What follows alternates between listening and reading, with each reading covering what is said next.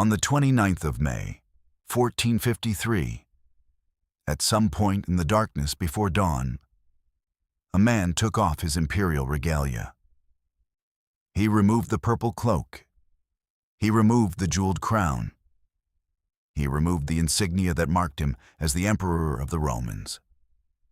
The continuation of the line of Augustus, of Constantine, of Justinian, the living embodiment of 1,500 years of unbroken imperial tradition. He set these things aside and put on the armor of a common soldier. He did this because he intended to fight in a breach in a wall, and he did not want his men distracted from fighting by the knowledge that their emperor was dying beside them. And he did not want the enemy to be able to identify his body when it was over. His name was Constantine XI Palaiologos. He was 48 years old. He had been emperor for 4 years. He had spent all 4 of those years watching everything he was responsible for protecting shrink, crumble, and disappear. One province at a time, one failed appeal to the West at a time, one sleepless night at a time, until it had come to this. One city, 7,000 soldiers, 14 miles of wall, and an Ottoman army of 60 to 80,000 waiting outside it with the largest cannon ever built. He walked to the breach in the wall. He did not come back. When the Ottoman soldiers poured through the gap in the Blackernai section of the Theodosian walls in the early hours of the 29th of May, 1453, Constantine XI Palaiologos disappeared into the fighting. No one recorded exactly what happened to him in those final minutes. No one who was close enough to see it survived in a condition to write it down. His body was never definitively identified. He was simply gone, in the breach, in the dark, in the last minutes of the Roman Empire. The empire he had inherited, the empire that had begun with the armies of the Republic and the genius of Augustus, that had built the Colosseum and the aqueducts and the roads, that had produced Hadrian and Marcus Aurelius and Diocletian, that had been converted to Christianity under Constantine the Great and moved east and outlasted the fall of Rome itself by nearly 1,000 years, that had built the Hagia Sophia and preserved the texts of Plato and Aristotle and Homer, while Western Europe forgot how to read. That empire had started dying centuries before Constantine XI was born. But it died, finally and completely, and without possibility of continuation, in the morning of the 29th of May, 1453, in a breach in a wall, Asindis, where a man in common soldier's armor disappeared into the darkness and was not seen again. This is the story of the 1,100 years that led to that breach.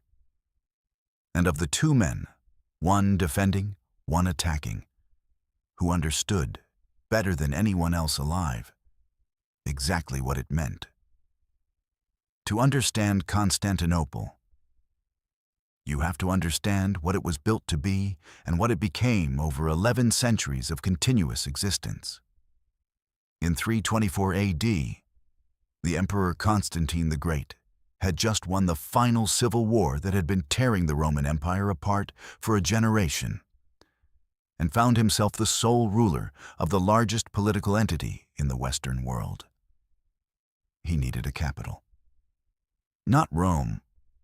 Rome was too far west, too embedded in the old pagan traditions he was trying to transform, too exposed to the Germanic pressures building along the Rhine and Danube frontiers. He needed a city at the crossroads of things, where the military forces that defended Europe could reach the military forces defending Asia, where the trade routes of the entire Mediterranean world converged. He found his site at the tip of a triangular peninsula jutting into the Bosphorus, the narrow strait connecting the Black Sea to the Sea of Marmara and through it to the Mediterranean. Water on 3 sides. The Bosphorus to the east, swift and cold and deep. The Sea of Marmara to the south, calm in summer and wild in winter. the Golden Horn to the north, a long curved inlet that created a perfect natural harbor, sheltered from wind, deep enough for the largest ships, shaped by the peninsula's geography into something that a military engineer might have designed deliberately if nature had not done it for him. There was already a small Greek city on the site. Byzantium. Founded centuries earlier by Greek colonists from Megara, Constantine demolished most of it and began building his city from scratch, importing marble and statues and columns from across the empire, draining the temples of Athens and Rome of their architectural treasures to decorate the new capital. He called it Nova Roma, New Rome. Everyone else called it Constantinople, the city of Constantine. He laid it out along the model of Rome: 7 hills, 14 administrative regions, a forum with his own column at its center. He built a hippodrome for chariot racing that seated 100,000 spectators and decorated it with monuments taken from the sacred sites of Greece and Egypt. He built a great palace complex overlooking the Bosphorus that would be expanded and rebuilt and added to by every emperor who followed him for the next 1,000 years. He built walls, not the walls that would eventually define Constantinople's military identity. Those came later, under Theodosius II in the 5th century. But the kernel of the defensive system was Constantine's, and the principle was his. The only land approach to the city was from the west, and that approach would be fortified until no army on earth could force it. He did not quite succeed. The Theodosian walls that were completed in 413 A.D., nearly a century after Constantine's founding, did succeed for 1,100 years. They were not one wall. They were 3. An outer wall perhaps 15 feet high, fronted by a broad moat that could be flooded from the sea. A middle wall 25 feet high, and the great inner wall, 30 feet high, 15 feet thick, built of alternating courses of stone and brick in a pattern that distributed stress and made the masonry resistant to the lateral forces of battering. 96 towers spaced at regular intervals, staggered between the outer and inner walls so that fire from the towers covered every section of the wall face. The total defensive depth from the outer edge of the moat to the inner face of the Great Wall was nearly 200 feet. In the 1,100 years between the completion of the Theodosian walls and the spring of 1453, they were never breached by an external enemy. Not once. Arab armies had besieged the city twice and gone home. The Bulgarians had camped outside and negotiated rather than fought. The Rus had come south and turned back. Even the Fourth Crusade, the catastrophic 1204 diversion of a Western crusading army that ended with the sack of Constantinople, had attacked from the harbor side, from the relatively weaker sea walls, not from the land walls. The land walls had held everything for 1,100 years. To stand before them in 453 and look at 11 centuries of continuous existence, made solid in stone and brick and mortar, to be the general who had to decide how to break through them, was to face a problem of a specific and unusual kind. Not just a military problem, a historical problem. The weight of what those walls represented was not merely tactical. Mehmed II understood this better than anyone. Mehmed II was born in 1432, the 3rd son of the Ottoman Sultan Murad II, in Edirne, the Ottoman capital in European Thrace.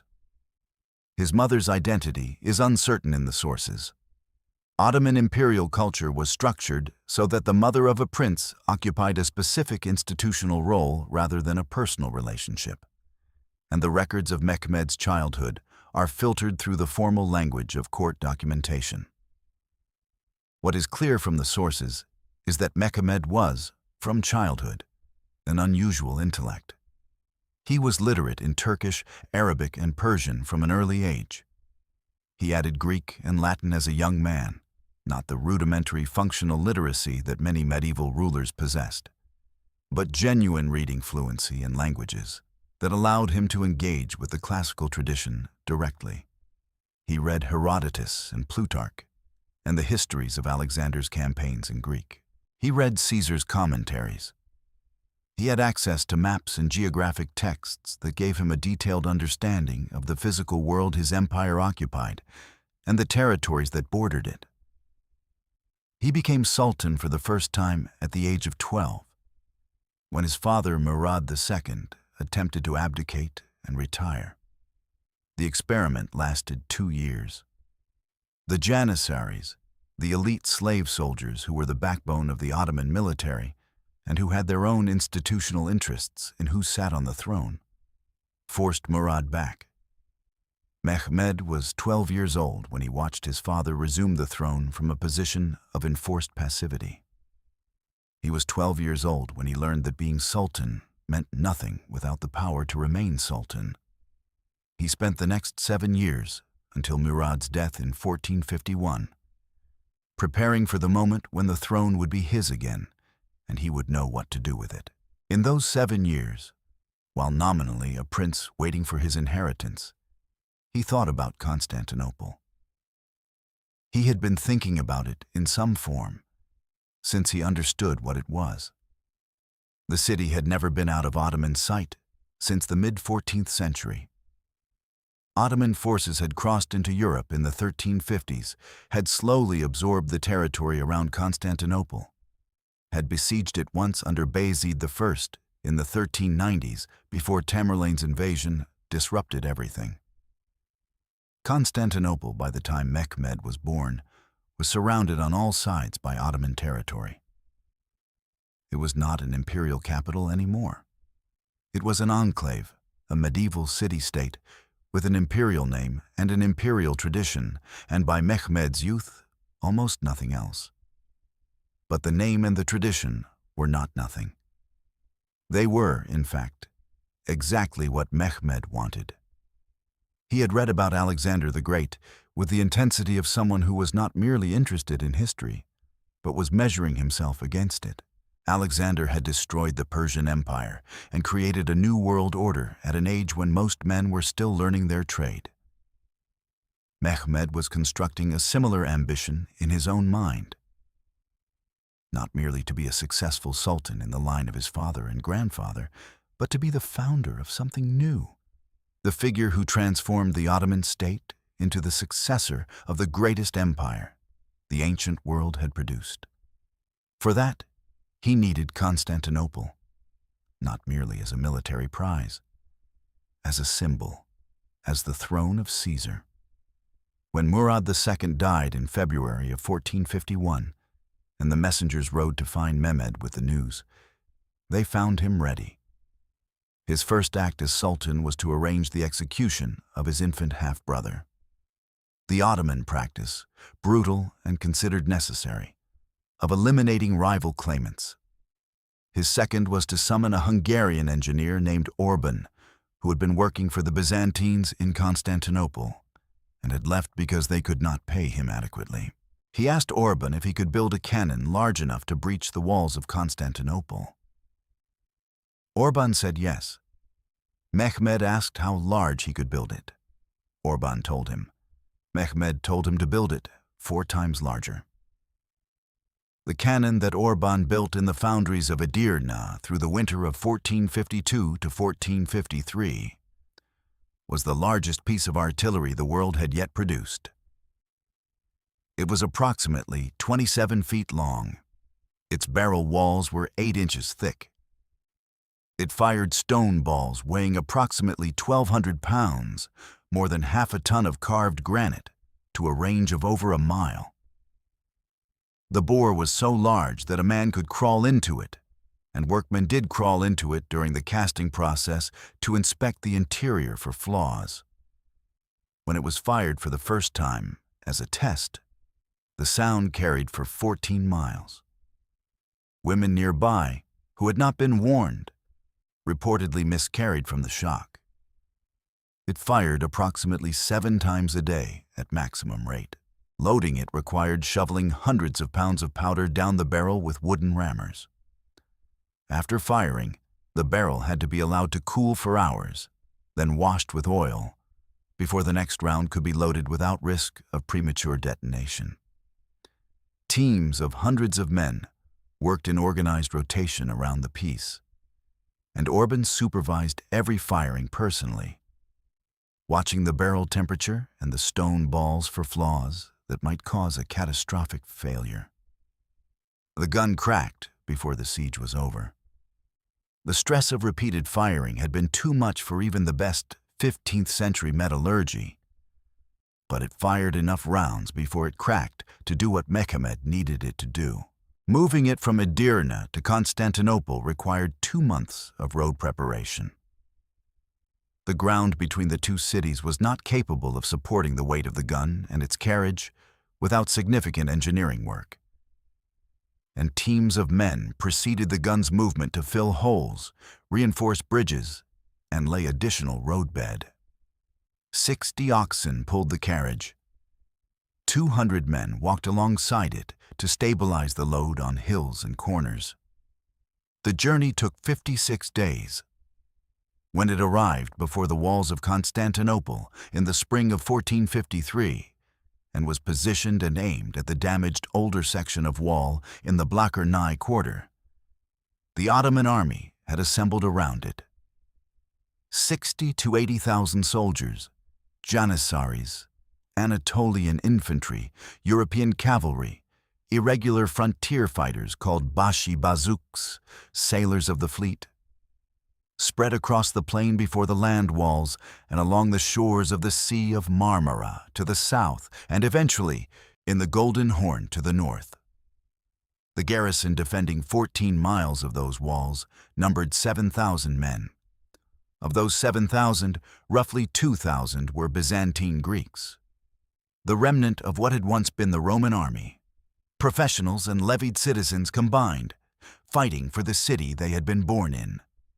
The rest were foreign volunteers, Venetians whose trading colony in the city had given them a direct material interest in its survival, Genoese who had come for their own commercial reasons, Catalans, Castilians, and a contingent of 700 sent by Pope Nicholas V, who understood that this gesture was inadequate and made it anyway, because there was nothing larger he could manage. The most important of the foreign volunteers was a Genoese condottiere, a professional soldier who sold his military services by contract, named Giovanni Giustiniani Longo. He had arrived in January with 700 of his own soldiers, professionals from the Genoese military tradition, equipped and experienced in exactly the kind of desperate defensive warfare that the coming siege would require. He was given command of the most threatened section of the wall, the Blackernai quarter, where the older masonry was weakest and where the great cannon would be aimed.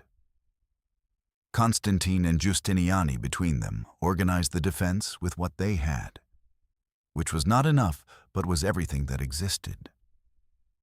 The Byzantine emperor and the Genoese mercenary, the last holder of an ancient title and the hired professional soldier, stood on the same wall and looked out at the same overwhelming force and made the same calculation.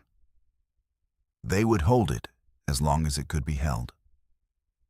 The siege began on the 12th of April, 1453. The first shot from the great cannon struck the outer wall, and the entire city heard it, not as a distant thunder, as a physical thing, a pressure wave that moved through stone and mortar and earth and the bodies of every person in Constantinople. Felt in the chest, felt in the teeth, felt in the particular way that something unprecedented is felt, without a prior experience to compare it to. The outer wall where the ball struck crumbled and fell. This was not what the defenders had expected. They had expected siege, the long, slow pressure of rams and towers and escalade that the walls had been designed to resist. They had not expected a single blow to bring down a section of outer wall as though it were clay. Giustiniani went to work before the dust settled. He organized repair teams, soldiers and civilians together, men and women, anyone who could carry stone or drive a stake. And through the night of April the 12th, they filled the breach. They piled rubble and earth and timber in the gap, constructed a palisade behind it, and by morning had something that was not a wall, but might function as one in the short term.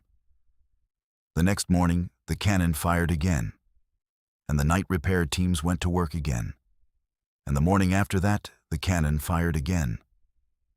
This rhythm, bombardment in the daylight, repair in the darkness, would define the siege for 7 weeks. Each morning brought new sections of wall down or newly damaged. Each night brought exhausted men and women back to the breach with their loads of rubble and their hammers and their timber stakes, working by torchlight while the Ottoman army sat in its camp across the moat and waited for dawn. The psychological effect of this rhythm was insidious in a way that direct assault would not have been. There was no moment of crisis, no single attack to repel and then recover from. No visible enemy to focus the garrison's courage against. There was only the daily diminishment, the wall coming down a little more each morning, the repair getting slightly less thorough each night as the men grew more tired and the materials grew more scarce. The constant low-grade knowledge that what you built in darkness would be destroyed again in the morning. Constantine rode the walls every day. He appeared at every critical section, spoke to the men, made decisions about the deployment of the thin reserve he kept in the city's interior for emergencies. The sources, Byzantine chronicles written by survivors who escaped before or after the final assault, describe him during these weeks with a consistent emotional quality. Composed, deliberate, present, and clearly aware that composure was itself a form of service, that the garrison needed to see its emperor moving steadily through the crisis rather than showing the fear that any rational man in his position would have felt. He was not a great military theorist. He was not Scipio or Caesar or Hannibal. He was a competent administrator and a brave man who had inherited an impossible situation and was handling it with the specific dignity that the situation required. The dignity of a man who has accepted the probable outcome and is using the time he has left as well as he can use it. He sent appeals to the West, to Venice, to Genoa, to the Pope, to Hungary. He wrote letters that survive in archives in Rome and Venice, letters of extraordinary restraint given the circumstances.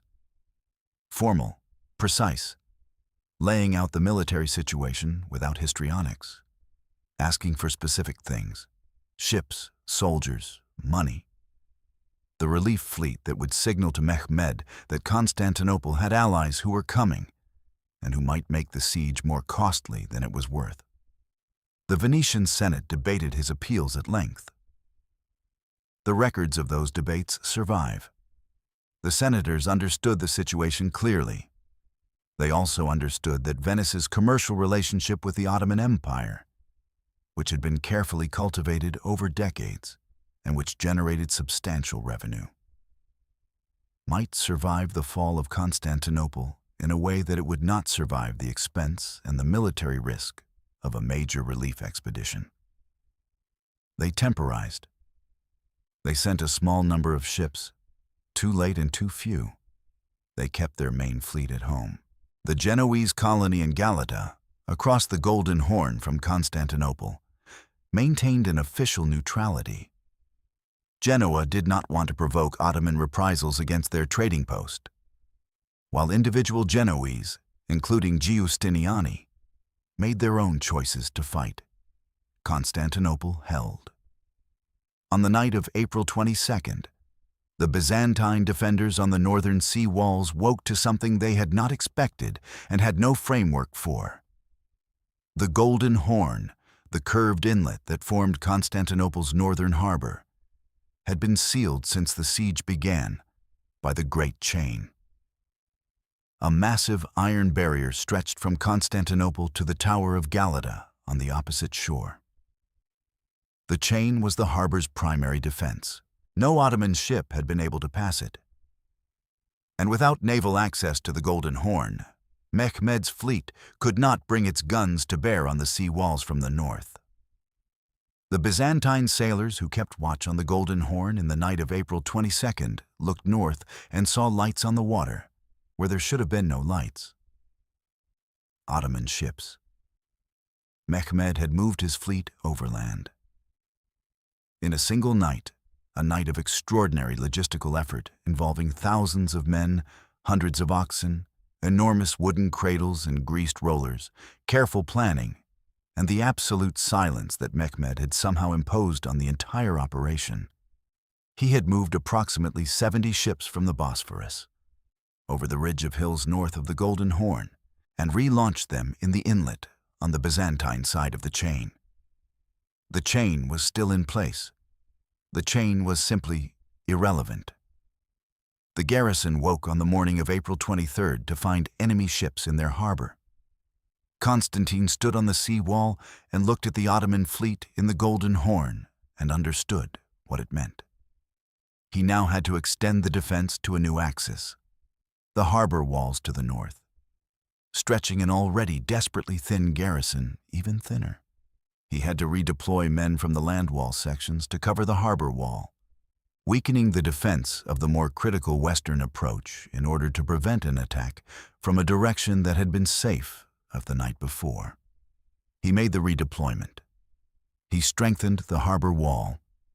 He organized a naval counterattack, a small Byzantine and Venetian force that would attempt to destroy the Ottoman ships in the Golden Horn before they could be used effectively.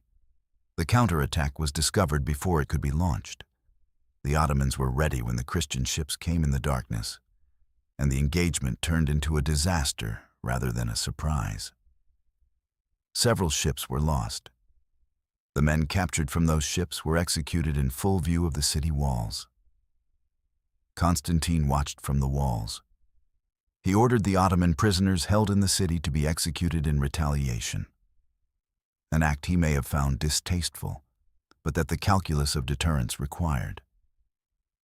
He gave no sign to the garrison or to the city's population watching from behind the walls of despair. Inside, the sources suggest something different.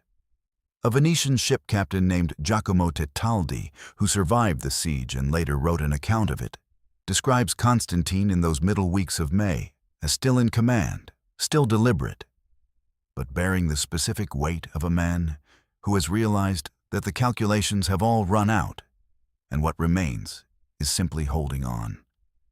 Constantine knew. He had probably known since the great cannon arrived. He kept holding on. On the evening of May 22nd, 1453, there was a lunar eclipse. The moon over Constantinople turned blood red. The Byzantine sources record this with a solemnity that tells you something about the state of mind inside the walls at that point in the siege. Constantinople had stood, unbroken, for 1,100 years. The Byzantine tradition included a prophecy, one of the many prophetic traditions that had accumulated around a city of such age and such symbolic weight, that the city would not fall while the moon shone full. An eclipse, the moon going dark, was interpreted as a sign of divine abandonment. 2 days later, on May 24th, a strange fog settled over the city. That evening, witnesses reported lights playing around the dome of the Hagia Sophia, a pale luminescence appearing and moving and fading, that the terrified population understood as the departure of God's presence from the building that had been the spiritual heart of Byzantine Christianity for 9 centuries. Whether these atmospheric phenomena actually occurred or were added to the narrative in the writing and rewriting of the events over the following decades is impossible to determine from this distance. What is certain is that the sources record them, that the people who were in Constantinople in those final days of May understood themselves to be seeing signs, and that the signs all pointed in the same direction. The city knew. Mehmed called his council on the 26th of May and announced the final assault would come on the 29th. He spent May 27th and 28th in fasting and prayer, moving through his camp personally, speaking with his commanders, visiting the positions before the walls. The sources describe him as focused and quiet, without the nervous energy that generals sometimes exhibit before an assault. He had been preparing for this moment since he was old enough to plan. He was 21 years old, and he was 3 days from the thing that would define his place in history. He made his promises to his soldiers. 3 days of plunder, as Islamic law permitted for a city taken by storm. 3 days of everything the city contained: its gold, its silver, its silk, its books, its people. 3 days was the price of the walls. The army believed him. The Janissaries prepared. On the evening of May 28th, the last liturgy was held in the Hagia Sophia. The great church had stood for 920 years. Its dome, the largest enclosed space in the Christian world, the structure whose light and geometry had made contemporaries write that it appeared to be suspended from heaven, had been the spiritual center of Byzantine Christianity for all of those 9 centuries. Emperor after emperor had been crowned in it, married in it, buried from it, prayed in it in moments of crisis. The church was full, not just full, overflowing. The population of the city, which had been reduced to perhaps 50,000 by the centuries of decline, pressed into the nave and the galleries and the narthex and the atrium. Catholics and Orthodox together. The theological disputes that had divided them for centuries set aside, the church union that Constantine had accepted and much of the population had rejected, suddenly irrelevant in the face of what the next few hours held. Latin priests and Greek priests at the same altar. The language of the prayers alternating between the two traditions. The candles lit. The incense rising. Constantine attended. He heard the liturgy.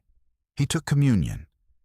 He stood in the great church he had been born next to, in the city he had spent his reign defending, and received the body and blood of Christ that his tradition held as the sustaining reality behind all of this. The walls and the canon and the empire and the 1100 years of continuity. And then he walked out into the May night air. The sources record that he went briefly to the palace, that he wept, that he composed himself, that he asked forgiveness of any he had wronged during his reign, and gave forgiveness to any who had wronged him. This was the traditional Christian preparation for death, and no one in that palace on the night of May 28th had any illusion about what it meant that the emperor was performing it. He gave his horse to one of his companions. He would not need a horse for what he was going to do. He rode the walls one final time. He stopped at each section and spoke to the men. The Greeks, the Genoese, the Venetians, the Catalans and Castilians, and all the other nationalities who had converged on this city and this wall by whatever path of obligation or loyalty or commercial interest or simple personal courage had brought them here. He told them that 4 things were worth dying for: faith, fatherland, the emperor, and family. He told them that the morning would show whether the Romans were still worthy of their ancestors. Then he went to his position at the Blachernai section, where Justiniani's men were holding the most damaged and most threatened part of the wall. He waited. The final assault began at 1:30 in the morning. Mehmed sent the Bashi bazouks first, the irregular troops, the undisciplined frontier fighters who were numerous and expendable. Their purpose was not breakthrough. It was exhaustion. Hit the wall, force the defenders to fight, take casualties, deplete the garrison's energy and ammunition, and withdraw so the better troops could fight a tired enemy. They went forward in the darkness, shouting, carrying ladders and torches, filling the night with a noise specifically designed to terrify. The Ottoman war drums were beating somewhere in the darkness behind them, and the drums were enormous, designed to be heard above everything. The sound of them felt in the chest, like the cannon's shock had been felt in the daylight. The defenders fought back. The Byzantines and their allies poured into the breach sections and held them. The Bashi bazooks pushed and took casualties and pushed again and were gradually beaten back. After 2 hours, Mehmed had them withdrawn, not routed, simply recalled, because they had served their purpose. He sent the Anatolian infantry next. Better troops, more disciplined, fighting with the specific determination of men who understood that breaking through the wall tonight would mean 3 days of the richest plunder in the Mediterranean world. They hit the wall harder than the Bashi bazooks had hit it, organized their escalade attempts with more method, pushed into the breached sections with more professional persistence. The defenders held. Giustiniani was everywhere in the Blockernai section, moving from point to point, filling gaps, keeping the line.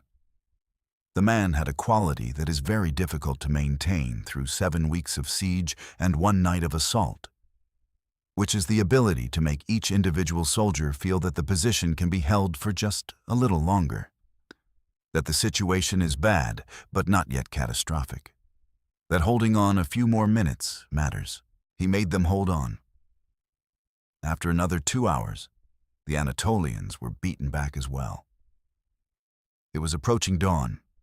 The sky in the east was beginning to show the first gray suggestion of morning. Mehmed sent the Janissaries. The Janissaries moved forward in a formation of extraordinary discipline. Tight columns, no shouting, drums still beating, but the men themselves silent except for the controlled breathing and the rhythmic movement of thousands of feet. They were the finest infantry in the world in 1453. The Devshirme boys, taken from Christian families in the Balkans as children and raised in the Islamic Ottoman military tradition, trained from before adolescence in exactly the kind of close-quarters fighting that the breach in the Blockernai wall would require, rested while the Bashi bazooks and Anatolians had been spending themselves, motivated by the knowledge that they were the ones who would finally do what everyone else had failed to do for 800 years. They hit the breach. The fighting that followed was the most desperate of the entire 7 weeks. The Janissaries were better than anything the defenders had faced, and they knew it. And they threw that quality at the breach with a focus that the previous waves had not been capable of sustaining. The palisades and rubble barriers that the defenders had built went down and were held and went down again. Giustiniani organized the resistance with everything he had. Then, at some point in the darkness, before the sky fully lightened, the sources disagree on the exact sequence, and the disagreement tells you something about the chaos of what was happening. Giustiniani was wounded.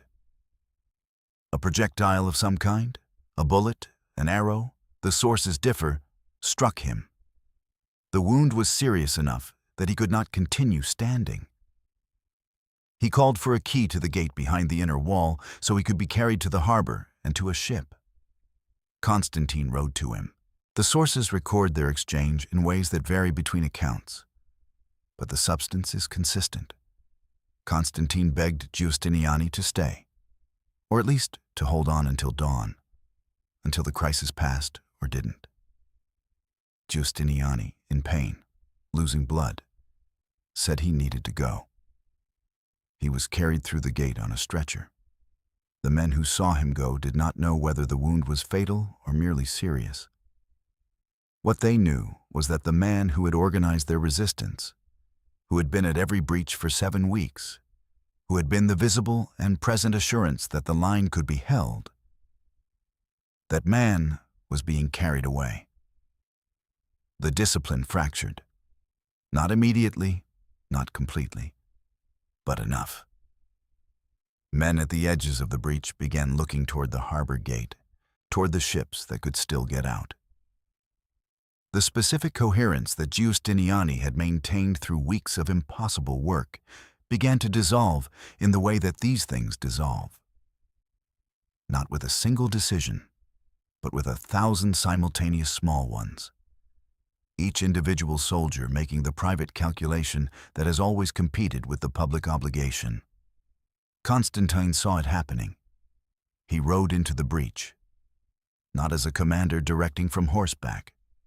On foot, sword drawn, into the gap in the wall, where the Janissaries were still pushing.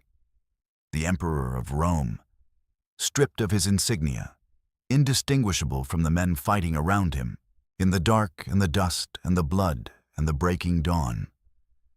The sources lose him here.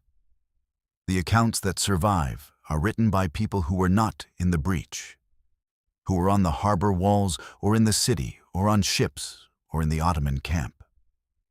What happened to Constantine XI Palaiologos in the Blachernae breach between the moment he rode in and the moment the Ottoman soldiers appeared on the tower above is unknown and will never be known. He died there, in a breach that his garrison had repaired 100 times in 7 weeks, in the wall that had stood for 1,100 years.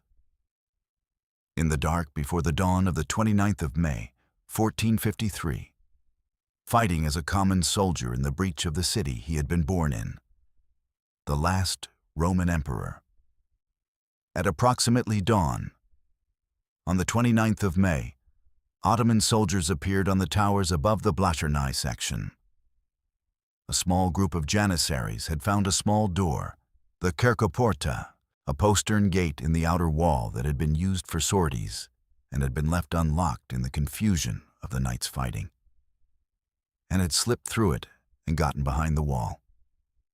They climbed the towers. They raised the Ottoman standard. It was seen across the city at the same moment the news of Giustiniani's wound and Constantine's disappearance into the breach was spreading through the garrison. The defense collapsed. Not gradually. The moment the Ottoman standard appeared on the tower, something fundamental shifted in every defender who saw it. The psychological structure that had sustained 7 weeks of resistance, the belief, or the necessary pretense of the belief, that the wall was holding, simply ended. Soldiers who had fought all night moved toward the harbor. Others dropped their weapons where they stood. The Venetians fought their way to their ships. The Genoese got out through the Galata gate. The Greeks who had nowhere to go ran to churches, to houses, to wherever seemed most defensible. The Ottoman forces poured through the breaches and over the walls. The great chain across the Golden Horn was abandoned. Ottoman ships entered the harbor. The sea walls on the south gave way as the garrison defending them heard what was happening and broke. By mid-morning, the city was being taken section by section, neighborhood by neighborhood. The sounds of fighting moving south and east as the last defenders made their last stands and were overcome. The Hagia Sophia had been filled with civilians since before dawn. Thousands of people who had understood what was coming and had gone to the greatest church in their world to be present in its sacred space when the end came. They were still there when the Ottoman soldiers broke through the doors. The sack that followed lasted 3 days. Mehmed had promised his soldiers 3 days of plunder, and he kept his promise. As a commander who needs his army's trust for campaigns to come, always keeps his promises about payment. The killing was targeted rather than systematic. Men who resisted, men carrying weapons, men who ran. The enslavement was not targeted. Tens of thousands of the city's population were taken, bound, marched north and east, into an Ottoman world they had not imagined inhabiting 12 hours before. Churches were stripped. Palaces were stripped.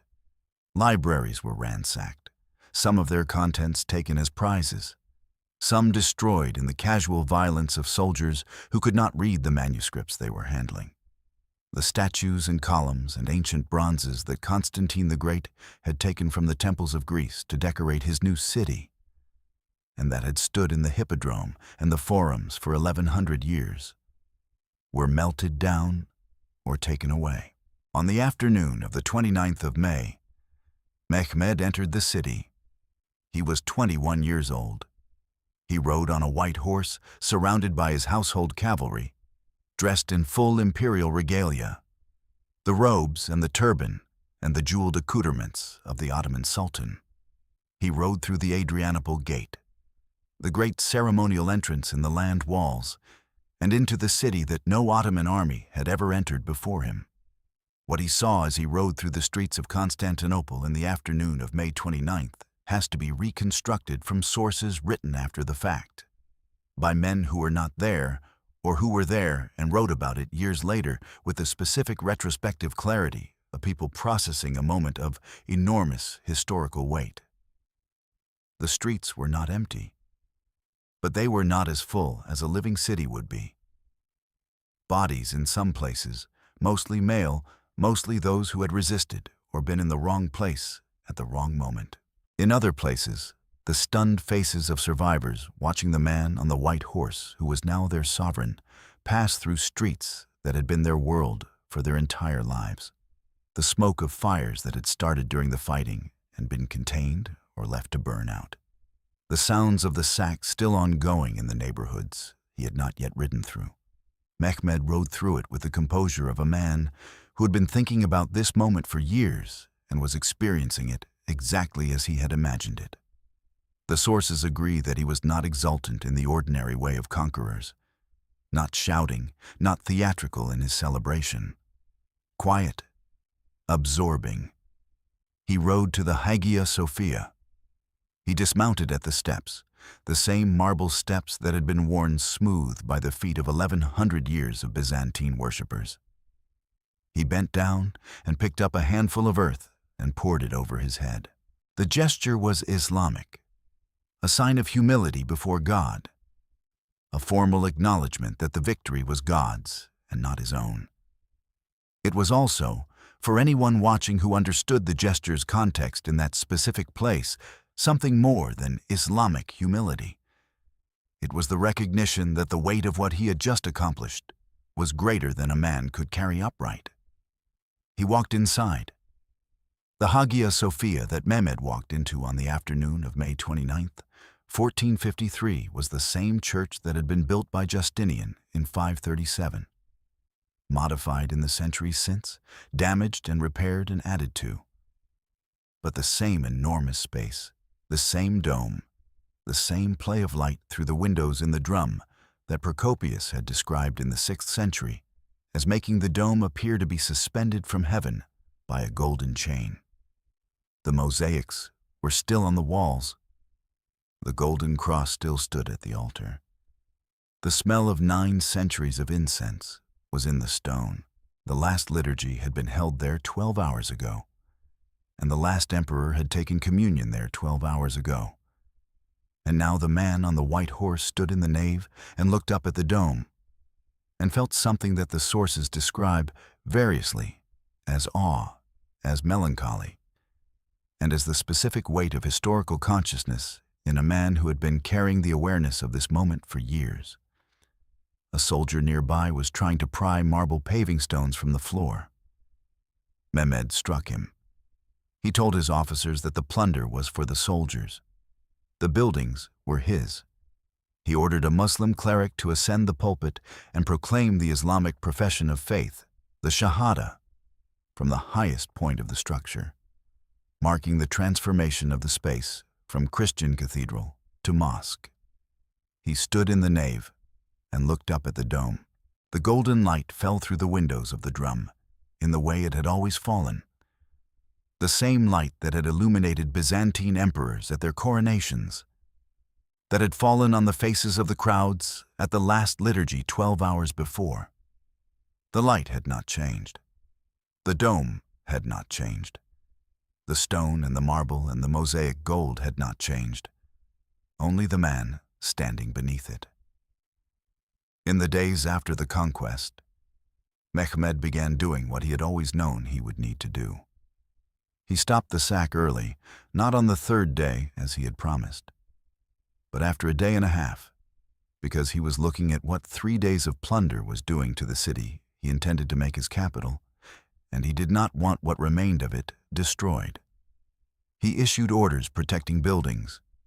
He summoned the Greek Orthodox Patriarch, the most senior ecclesiastical leader in the Byzantine Christian world, and received him formally. Granting him the right to continue leading his community, he began planning the repopulation of the city. He sent word across his empire that Greeks, Armenians, Jews, Muslims, and peoples of whatever origin who wished to settle in Constantinople would receive tax exemptions and guarantees of property. He invited scholars and artists. He began the construction of the great mosque complex, the Fatih Kami, the Conqueror's Mosque, that would be built on the site of the old Church of the Holy Apostles, where the Byzantine emperors had been buried.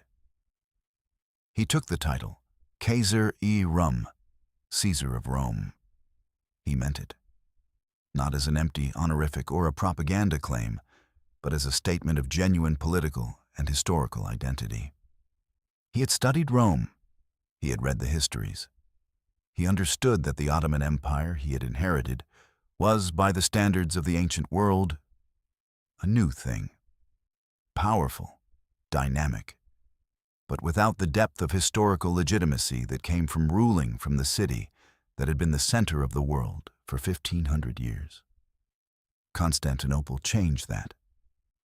Istanbul, as the city would be called, the Turkish rendering of the Greek phrase meaning to the city or in the city, the colloquial name that had existed alongside the formal one for generations, was now the Ottoman capital, the seat of Caesar, in the place from which the successor to the Roman Empire would rule. He was 21 years old, and he had taken the oldest city in the Christian world and made it his. He would spend the rest of his reign. He died in 1481, at 49, on campaign, expanding from that base. Serbia and Bosnia and Albania and the Peloponnese and Trebizond and Wallachia fell to him. He attempted Rhodes and was repulsed. He sent an expedition into Italy, the first Ottoman forces to land on Italian soil. That was ended by his death. He never achieved the universal monarchy he had envisioned. The reconstituted Roman Empire spanning Europe, Asia, and Africa. But he held Constantinople for 28 years and built in it the administrative and architectural infrastructure of a world capital that would endure for 4.5 centuries. The news of Constantinople's fall reached Western Europe over the following weeks and produced the response that the cities of the living always produce to the death of a world: horror, guilt, and the particular quality of grief that attaches to things we could have prevented and did not. Pope Nicholas V declared a crusade. He declared it with great solemnity and great specificity and very little ability to actually produce the military force it required. The Christian kingdoms of Europe, the same kingdoms that had failed to send adequate help when it might have mattered, expressed profound grief in the proper diplomatic forms and made the proper gestures toward organizing the relief that was now 48 hours too late. Venice, whose traders had been in Constantinople for a century and whose commercial interests in the eastern Mediterranean were now in the hands of an Ottoman sultan they had not yet made a commercial treaty with, processed the news with the specific efficiency of a republic whose first obligation was always to its merchants. The grief was real. The adjustment was rapid. By 1479, Venice had signed the treaty with Mehmed that restored their commercial access to Ottoman territory, acknowledging in the formal language of diplomacy the reality that their previous equivocation had helped create. Genoa lost its trading colony in Galata, the colony that had maintained its careful neutrality throughout the siege. The colony's neutrality had not, in the end, protected it. The Genoese traders in Galata found themselves subjects of the Ottoman sultan rather than a Genoese commercial enterprise. Their property claims subject to negotiation with a new sovereign who had not signed the previous agreements. Giovanni Giustiniani Longo died of his wound on the island of Chios a few days after the siege ended. He had been carried from the wall to a Genoese ship. The ship had gotten out through the chaos of the final hours. He had survived the siege, only to die in the withdrawal from it. He was buried on Chios. The grave does not survive. Constantine XI Palaiologos was buried somewhere in Constantinople. The location of his burial is not known. Several traditions exist. That his body was found among the dead and identified by the golden eagles embroidered on his boots. That he was given a proper burial. That the burial place was recorded, and then the record was lost in the subsequent centuries. None of these traditions has been conclusively verified or refuted. The tomb of the last Roman emperor does not exist in any form that can be pointed to and visited. He is present in the Greek Orthodox tradition as a martyr saint, not formally canonized by the process the Church uses for that purpose, but venerated in the folk tradition as someone who died for his faith and his people in the specific way that the tradition recognizes as holy. And in the Greek folk memory, the tradition of the marble king persists. That at the last moment, as the Janissaries broke through the wall, an angel came and caught Constantine before he could be captured, and turned him to marble and hid him in a cave beneath the city, where he waits still. The last Roman emperor, suspended in marble sleep, waiting for the moment when the city will be Christian again, and the angel will return and restore him to life, and he will ride out of the earth and take back what was lost. It is the most human of all the responses to what happened on the 29th of May, 1453. The refusal to accept that it ended. The insistence that the ending was not final. The belief that somewhere beneath the streets of Istanbul, in the marble quiet of a cave that no one has found, the last Roman emperor is simply waiting for the right moment to return. The Hagia Sophia is still there. It has been a church and a mosque and a museum and a mosque again. The dome that Procopius said appeared to be suspended from heaven by a golden chain has stood for nearly 1,500 years. The light still falls through the windows in the drum in the morning, slanted and golden, in the way that it fell when Justinian walked in 537 and stood in the nave and said, according to the tradition, that he had surpassed Solomon. The mosaics of the Byzantine emperors are still on the walls, behind and around the great calligraphic roundels that were added when the church became a mosque. Constantine the Great is there, in gold mosaic, presenting the city to the Virgin. Justinian is there, presenting the church. They look out from the apse with the formal, frontal, dematerialized dignity of Byzantine imperial art. Not portraits in the modern sense, but icons. Representations of the office rather than the men.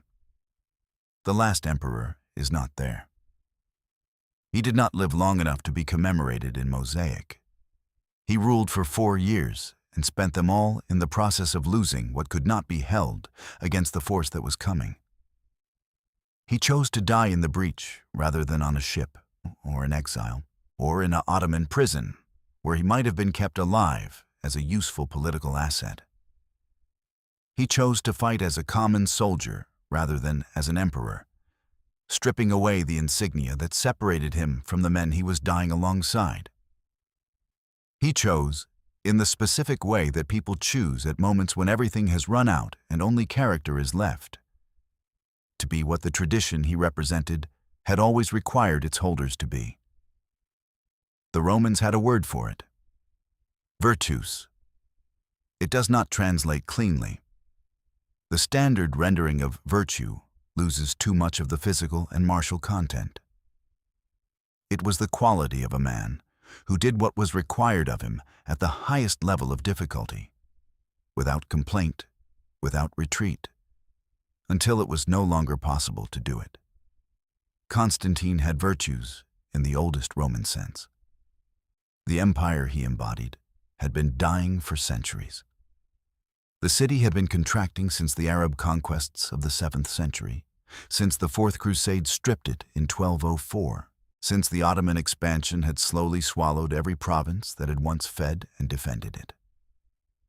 By 1453, it was a ghost of what it had been. 50,000 people in a city built for 500,000, farming plots within the walls, an emperor whose treasury was empty and whose army was a handful of foreigners who had come for their own reasons. But it had endured. Through the Arab sieges and the Bulgarian wars and the Latin occupation and the Ottoman encirclement, through plagues and fires and earthquakes and the grinding administrative decay of an institution that had outlasted all reasonable expectations for its survival, it had endured. It endured until a Tuesday morning in late May, 1453, when a 21-year-old sultan with the largest cannon ever built finally found the answer to the question that everyone who had come before him had failed to answer. And the man who had sworn to defend it took off his imperial insignia and walked into the breach with a sword in his hand and was not seen again. 1,500 years of history ended in a breach in a wall. On a Tuesday morning in late May, the light in the Hagia Sophia still falls through the drum of the dome in the way it has always fallen. The walls of Constantinople still stand in Istanbul, crumbling now, slowly returning to the earth they were built from, but still there. The last Roman emperor is somewhere beneath the city, waiting. The Ottoman Empire that Mehmed inherited in 1451 was, in terms of military and administrative sophistication, one of the most formidable states in the world.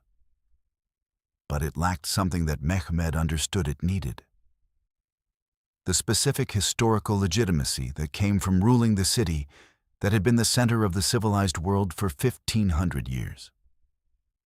This lack was not merely symbolic. It had practical consequences for how the empire was perceived by the powers it dealt with. The Ottoman sultans were, by the standards of Islamic political theory, rulers whose legitimacy derived from military success, from their role as defenders and expanders of Islamic territory, and from the formal approval of religious scholars and the institution of the caliphate. This was substantial legitimacy. It was sufficient for domestic purposes. But in the complex diplomatic world of the 15th century Mediterranean, where Venice and Genoa and Hungary and the papacy and the Byzantine successor states were all negotiating with each other and with the Ottomans simultaneously, the Ottoman claim to authority lacked the specific cultural weight that came from association with the Roman tradition. Rome had defined the conceptual vocabulary of legitimate rulership in the Mediterranean world for 1,500 years. The legal systems, the administrative practices, the very language of authority, the words used for rank and office and territory, all derived from the Roman tradition. A ruler who could claim to stand in that tradition was dealing from a different position than one who could not. Mehmed, who had read the Roman histories and understood this, wanted the Roman inheritance explicitly. He wanted to be, in his own person, what the Byzantines had been: the living continuation of the authority that had begun with Augustus and been transmitted through Constantine and Justinian and the long line of emperors to the present day. Taking Constantinople made that claim, not as an argument that could be contested, but as a historical fact that could be pointed to. The man who ruled from Constantinople was Caesar of Rome. Mehmed ruled from Constantinople. The logic was simple, and the claim was unprecedented, and it changed something real about how the Ottoman Empire presented itself to the world for the next 4 centuries. The immediate beneficiaries of this change were not primarily military. They were diplomatic and commercial. Venice, which signed a treaty with Mehmed in 1479, was dealing with a counterpart who had framed his authority in terms that the Venetian patricians understood. The Roman imperial tradition, the legitimacy of the successor to Constantine. Genoa made similar adjustments. The trading colonies of the Levant operated within an Ottoman framework that explicitly drew on Byzantine administrative traditions, using Byzantine bureaucratic forms and, in some cases, Byzantine bureaucrats. The Greek population of Constantinople, now Istanbul, found itself in a specific and difficult position within this framework. They were the physical human connection to the tradition that Mehmed was claiming. They were useful as a living archive of Byzantine administrative and cultural practice. They were also a potentially seditious community, the former subjects of the emperor whose throne Mehmed had taken, with a continued loyalty to the Orthodox Church and through it to a sense of collective identity that did not simply dissolve because the political situation had changed.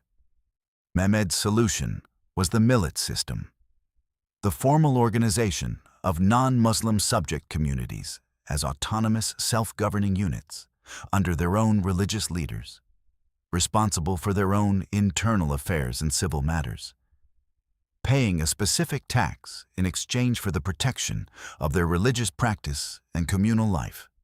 The Greek Orthodox Patriarch was the head of the rum millet, the Roman community, with authority over not just religious, but civil matters for Greek Orthodox subjects throughout the empire. This arrangement had a specific Ottoman logic, but it also had a Byzantine echo. The Patriarch in the Byzantine period had exercised considerable civil authority within the Church, and the extension of that authority to cover the full range of communal life under the millet system was, from one perspective, an expansion of existing Byzantine practice into a new political context. The arrangement was not comfort for the Greeks who experienced it. The loss of the empire and the conversion of the Hagia Sophia and the enslavement of tens of thousands of their community members were not mitigated by the continuation of the Patriarchate. But the continuation of the Patriarchate was real, and it would prove enormously important for the preservation of Greek Orthodox identity through the 4.5 centuries of Ottoman rule that followed. The Hagia Sophia, at the moment of the final liturgy on the evening of May 28th, deserves a longer look than the historical narrative usually gives it, because it was the physical and spiritual context within which Constantine made his final preparation, and because it was itself one of the great human achievements that was changing hands the next morning. Justinian had built it in 5 years and 10 months, an absurdly short time for a structure of its complexity and scale, achieved by drafting 10,000 workers and keeping them working in 2 shifts through every season and throwing the resources of the imperial treasury at every obstacle. When he walked in at the dedication in December of 537, he reportedly stood in silence for a long moment and then said, "Solomon, I have surpassed you." Whether he said it or it was said for him by later tradition, the claim was not entirely unreasonable. The dome was 40 feet wider than the Pantheon in Rome. Its height from floor to crown was exactly the same as a modern 15-story building.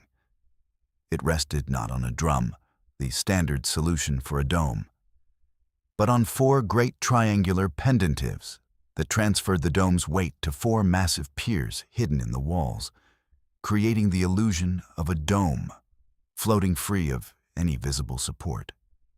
The ring of windows around the base of the dome let in light from every compass point simultaneously, so that no matter where the sun was in the sky, light was entering, and the interior was lit not by a single dominant source, but by a diffuse, omnidirectional luminescence that the stone and gold mosaic surfaces amplified and reflected into something that felt less like illumination and more like presence.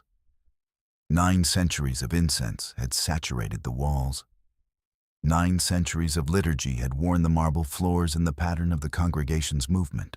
9 centuries of imperial coronations had been held in the space between the great ambo in the center and the apse where the altar stood. The Byzantine emperors had been born, baptized, married, crowned, and prayed over and buried from this building for all of that time. Constantine stood in it on the evening of May 28th and heard the liturgy and took communion, and then walked out into the darkness toward the wall. He did not look back at the dome as he left. Or perhaps he did. The sources do not record it. What they record is that he left the church, went briefly to the palace, wept, composed himself, and went to the wall. 9 hours later, the Janissaries were in the city. The incense smell in the walls was the same when Mehmed walked in on the afternoon of the 29th as it had been when Constantine walked out on the night of the 28th. The light through the windows was the same. The mosaics were the same. The floor worn smooth by 9 centuries of feet was the same. The man standing beneath the dome was different. 21 years old, the son of a sultan, born in Edirne, raised in the Ottoman tradition, educated in multiple languages and multiple intellectual traditions, reader of Caesar and Alexander, conqueror of the city that had defined the civilized world since the age of Constantine. He had planned this moment for years. He had arrived at it. He poured earth on his head. He prayed. He ordered the Shahada proclaimed from the pulpit. The great church fell silent again as the prayer ended. The light fell through the windows of the drum in the same way it had always fallen. What happened to the physical artifacts of Byzantine civilization in the aftermath of the conquest is a story of loss and survival in roughly equal measure. The manuscripts were the most important single category of object, and their fate was mixed. Some were destroyed in the violence of the sack, burned, torn apart by soldiers who could not read them, lost in the chaos. Others were taken as prizes and found their way into Ottoman libraries and collections, where some survived and were eventually identified and recovered by later scholarship. Many had already been sent west. The steady flow of Greek scholarship to Italy that had been building since the early 15th century had already transferred many of the most important texts. The libraries that had made Constantinople the greatest repository of ancient knowledge in the medieval world were substantially disrupted by the conquest. But the knowledge itself, the texts of Plato and Aristotle and Thucydides and Herodotus and the playwrights and the poets, the mathematical and astronomical texts, the medical literature. Most of this survived in one form or another, in one location or another. The destruction was real and the loss was real, but it was not total. And the subsequent history of scholarship suggests that the most important texts were already multiplied, copied, and distributed widely enough that the fall of any single library could not extinguish them. The physical monuments of the city fared differently. The bronze horses of the hippodrome, ancient bronzes of extraordinary quality that had stood in the hippodrome since the 4th century, were taken west. The column of Constantine still stands in Istanbul, stripped of the statue that topped it, the bronze sheathing long gone, but the core shaft still there after 1700 years. The Theodosian walls, crumbling but present, run through the modern city. The Galata Tower, built by the Genoese, stands across the Golden Horn. The Hagia Sophia stands. This is the most important fact about the physical legacy of Byzantine Constantinople. The greatest building the Byzantines produced survived the conquest, survived the subsequent Ottoman centuries, survived the conversion to a museum in 1934, survived the reconversion to a mosque in 2020. it will probably survive whatever comes after. Because the dome that Justinian built has now stood for nearly 1,500 years and has been repaired and maintained through every political transformation the city has experienced. And there is no reason to think that will change. The mosaics on its walls were plastered over when it became a mosque. Islamic tradition generally avoids figurative art in places of worship. When it became a museum in the 20th century, the plaster was removed from several of the mosaics and they were restored. The Deasis mosaic in the upper gallery, Christ flanked by the Virgin and John the Baptist, dating to the 13th century, is considered one of the finest examples of Byzantine art to survive. The faces are painted with a psychological depth and a humanity that separates them from the formal, hieratic style of earlier Byzantine work. They look like people, specifically like people who are worried, whose worry is appropriate to what they are doing, which is interceding for humanity before the divine. These faces have been looking down from the wall of the Hagia Sophia since the 13th century. They looked down on the last liturgy on May 28, 1453. They look down now on the visitors who come from every country in the world to stand in the nave and look up at the dome. They will probably be looking down for a long time yet. The question that haunts the fall of Constantinople is not whether it could have been prevented. The military and logistical and political analysis suggests it could not have been, given the resources available. But what kind of ending it was? Was it the death of something that deserved to die? The Byzantine Empire of 1453 was, by any objective measurement, a hollow institution. The shell of a state that had been contracting for centuries, that had been reduced to a single city with a handful of foreign mercenaries as its army, that had survived by the specific grace of Ottoman politics rather than by any internal vitality. The empire that Justinian had stretched from Spain to Mesopotamia in the 6th century was, by the 15th, a city-state with an imperial name. The fall, from this perspective, was simply the formal end of a very long dying. Or was it the violent termination of something that might, given different external circumstances, have found a way to continue? The Greek intellectual and cultural tradition that Constantinople preserved and transmitted was not exhausted in 1453. The scholars who fled after the conquest brought with them a living tradition, not merely a collection of old books. The Greek Orthodox Church that survived under Ottoman rule maintained a continuous institutional identity that would eventually provide the foundation for Greek national revival in the 18th and 19th centuries. The tradition was alive even after the political structure that had housed it was gone. The answer is probably that it was both. Endings of civilizations are not clean events with single meanings. They are the collision of multiple trajectories, decline and vitality, exhaustion and resilience, the weight of what has been lost and the possibility of what might still be preserved. And the meaning they carry depends on where you are standing when you look at them. Constantine XI Palaiologos, standing in the breach in the wall in the dark before the dawn of May 29th, was not thinking about historical meanings. He was fighting. The sword in his hand was real. The men dying around him were real. The janissaries pushing through the gap were real. The city behind him that he had spent 4 years trying to save was real. He had failed to save it. He was doing the last thing that remained to be done. He held it as long as it could be held. That is the only ending this story has. The only ending it needed. The Greek community that survived the fall of Constantinople and the Ottoman conquest did not simply accept the new order and dissolve into it. They adapted to it in the particular way that communities adapt to catastrophic change when they have a strong enough institutional and cultural identity to maintain their coherence through the transformation. by preserving what mattered most and letting go of what could not be held.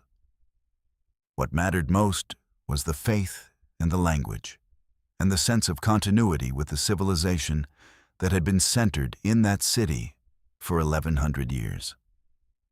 The Greek Orthodox Church under the Ottoman millet system became the institutional framework within which all of this was maintained.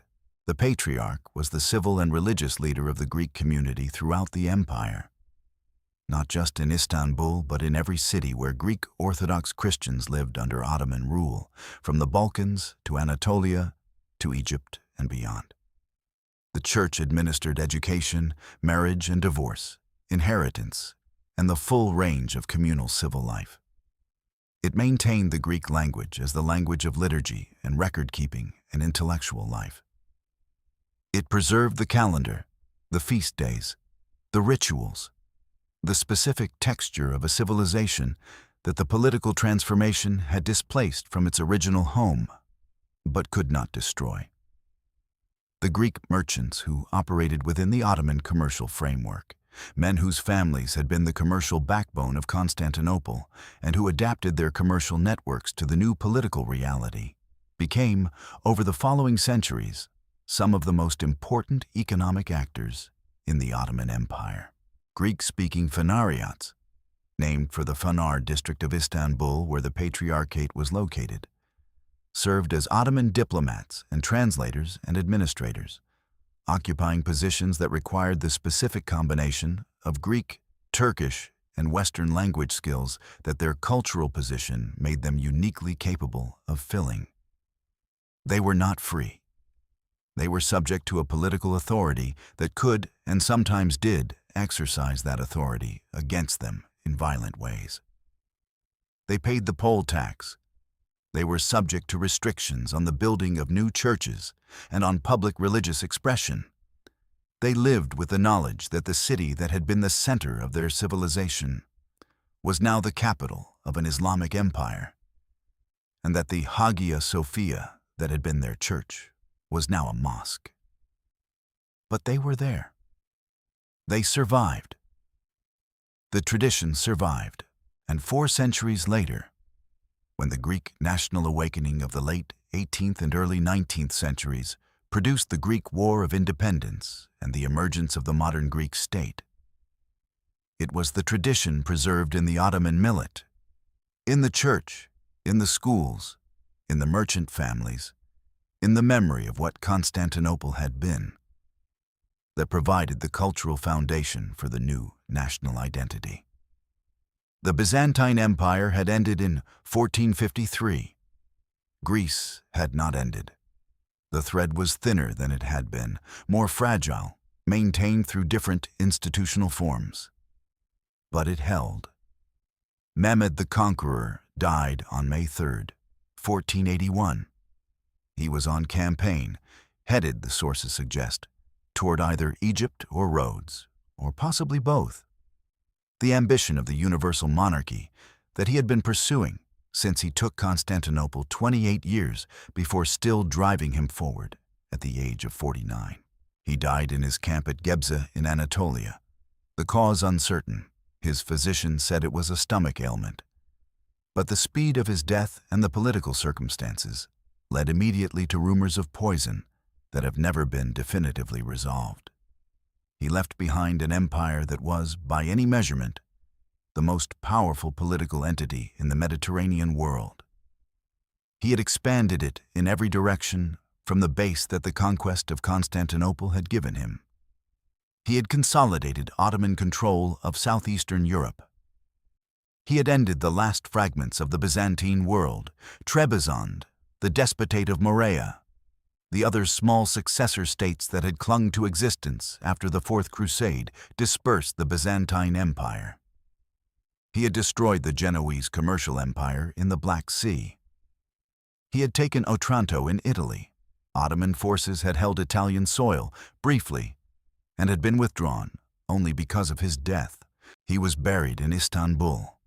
In the mosque complex he had built, the Fatih Kami, the Conqueror's Mosque, on the site of the old Church of the Holy Apostles, where the Byzantine emperors had been interred for 1,000 years.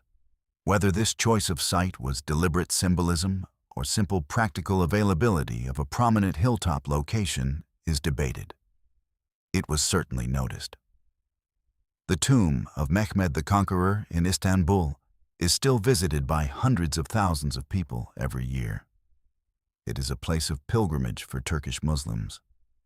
The man who completed the conquest of Anatolia, who made Istanbul the Ottoman capital, who is credited in the Hadith tradition as the fulfillment of a prophetic statement attributed to the Prophet Muhammad about the eventual conquest of the great city. The tomb of Constantine XI Palaiologos does not exist.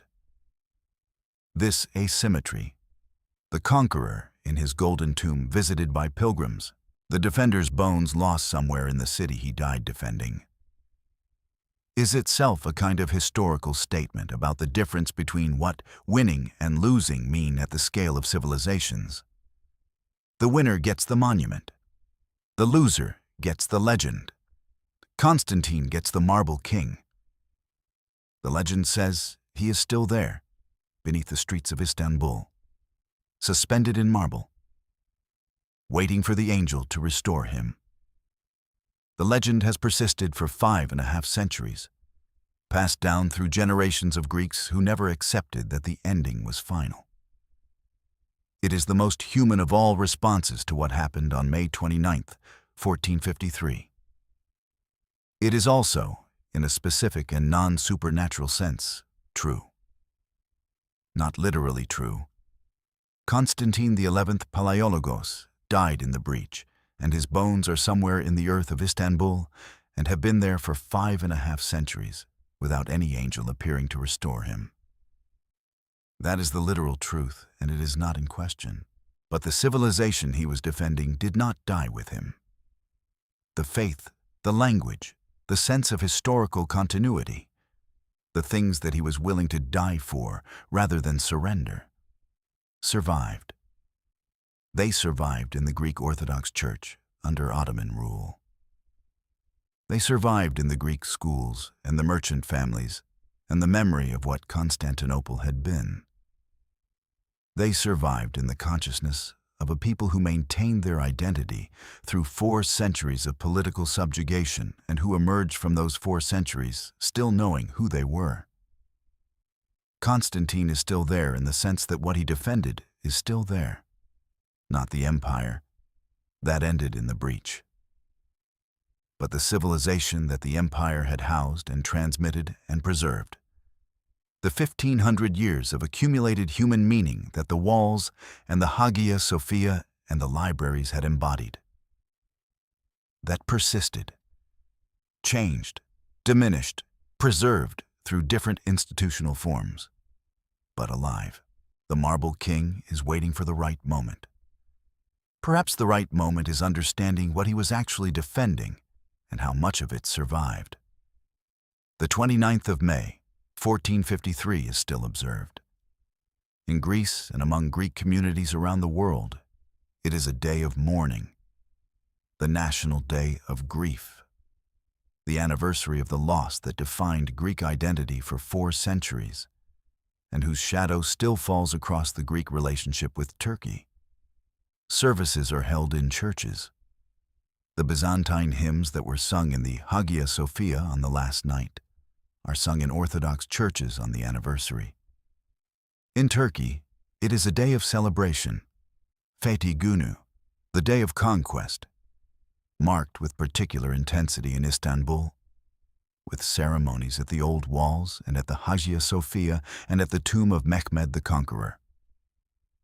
The conquest is celebrated as the founding moment of Ottoman Istanbul, the beginning of the city as a Muslim capital, the fulfillment of prophetic tradition. The same day, the same event, mourning and celebration, grief and triumph, the death of one world and the birth of another.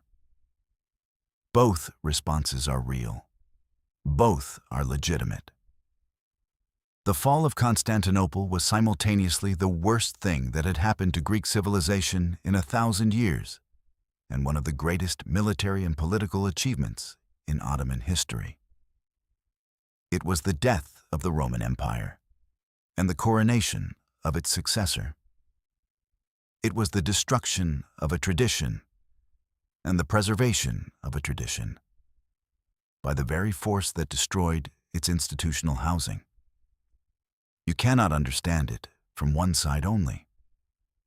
The walls of Constantinople in the spring of 1453 stood between two worlds that were both real, both human, both capable of extraordinary achievement and ordinary cruelty, both carriers of traditions and meanings that mattered to the people who lived inside them. Constantine on the wall, Mehmed before it. Both understood the weight of what stood between them. The walls fell, the world changed. The light in the Hagia Sophia still falls through the drum of the dome in the way it always has, in the way Procopius described it in the 6th century, in the way it fell on the evening of May 28th, when the last emperor took communion and walked out into the night toward the wall where he would die. Slanted and golden in the morning, diffused and mysterious in the afternoon, unchanged,